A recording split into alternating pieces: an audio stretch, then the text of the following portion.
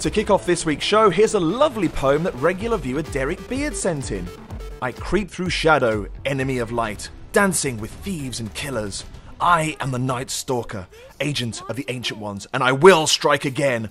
Only in death will I rest. Hip hip hooray, Equaliser is the best. Thanks, Derek.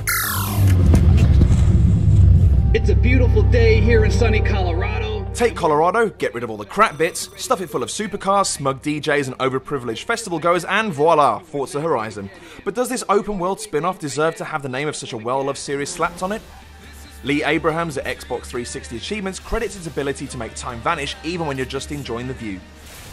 Forza Horizon is a well-crafted mix of ideas, old and new, that help to create a glorious experience that can drag you in for a few hours where seemingly nothing is accomplished. However, Polygon's Philip Collar dismisses it as hollow. Its open world feels empty, its economic model is questionable, and its armada of cars are powerless against arbitrary AI escalation. But what about multiplay, we hear you ask? Votin tells it like it is. I played some multiplay, and it's your normal racing MP with some extra fool. This notoriously unforgiving top-down slaughterfest from indie publisher Denatron has attracted plenty of praise from its various Game Expo appearances, but does that necessarily mean that it works as a whole? In this case, yes it does. Metro Game Central's Roger Hargreaves finds empathy amid the bloodshed. That it makes you feel any emotion at the 2D sprites you're massacring is an achievement, but that it makes you regret, if only for a moment, such gloriously entertaining violence is an unexpected miracle.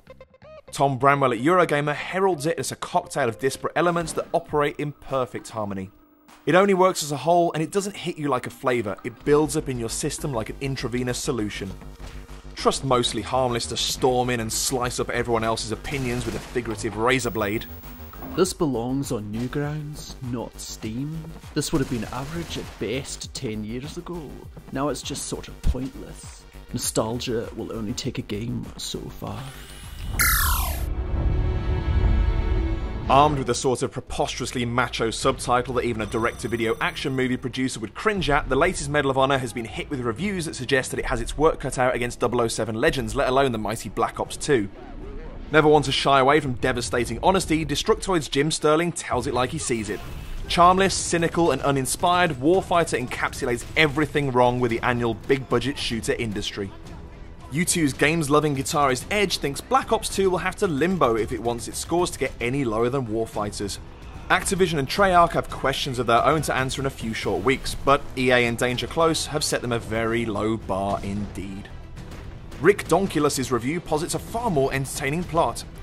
In Medal of Honor 2 Dogfighter, you play as Brody Bronco, a Marine conflicted about leaving his psychic daughter with his unstable uncle while he goes off to fight off Turkish extremists. Also, he has a smaller beard than the last guy. So this is Montador. Oh shit, I haven't written the f***ing opening for this. Oh well, let's just do the quotes and I'll do that later. Ladies and gentlemen, I hope you enjoyed tonight. Matthew Castle of official Nintendo Magazine UK fame doesn't think it features enough 3Dosity, but concludes that it's a return to form. Whatever the minor disappointments of this outing, the fact we've made it to game number 6 at all is a reminder of the fundamental quality of our gentleman puzzle addict. In a market saturated with bullet-spewing brawn, a little brain goes a long way. Games Radar word wrangler Henry Gilbert thinks it's great but hopes fundamental changes are afoot for future installments. Miracle Mask proves the series still has something new to offer, even if that's more so with its visuals than anything else. E.F. Yevon solves a little mathematical puzzle for you.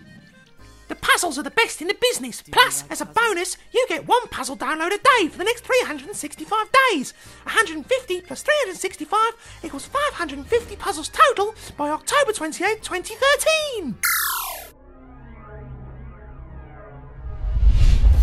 Rocket Cat Games and Mad Garden give the Endless Runner genre a much-needed punch in the arm, resulting in what's currently the highest-rated game of the year across all formats. And the best news? It's free, motherfuckers!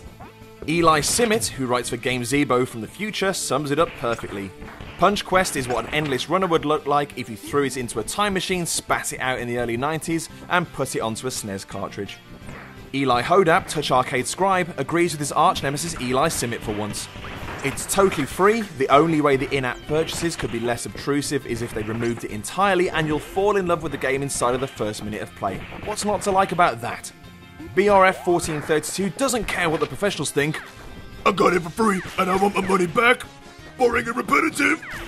Talking of boring and repetitive, that's another 5 games run through the Equaliser mill and turn it to critical grain. See you next time!